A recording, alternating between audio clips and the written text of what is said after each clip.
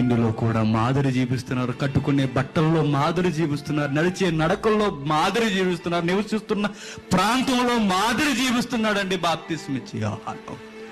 మనము ఇవన్నీ చిన్ని చిన్ని విషయాలు అనుకుంటామండి. ఈరోజు క్రైస్తవ్యాన్ని చూస్తుంటే ఫ్యాషన్ డిజైనింగ్ కన్నా ఎక్కువైపోయారు. యోహాను చేయలేక అనుకుంటున్నారా? పౌలు ఏమన్నాడో తెలుసా? ఒక సహోదరుడికి నేను తింటున్న తిండే ఇబ్బందికరంగా ఉంటే వాడి కొరకు మాంసం మానేస్తానన్నాడు. నువ్వు మానగలవా? నా నడవడికి బాగోకపోతే ఈ మార్గాన్ని వెళ్ళడం ఒక విశ్వాసకి ఇష్టం లేకపోతే నేను మానేస్తానన్నాడు. ప్రసంగం చేస్తానన్నా దాని మీద మనం రెఫరెన్స్లు ఎదుగుతాం. ఎందుకు వెళ్ళకూడదు అని, ఎందుకు తినకూడదు అని అన్నీ అందరికీ అర్థం కావండి. కొన్ని బ్రతుకులోనే మనం చూపించాలి, కొన్ని బ్రతుకులోనే మనం నేర్పించాలి.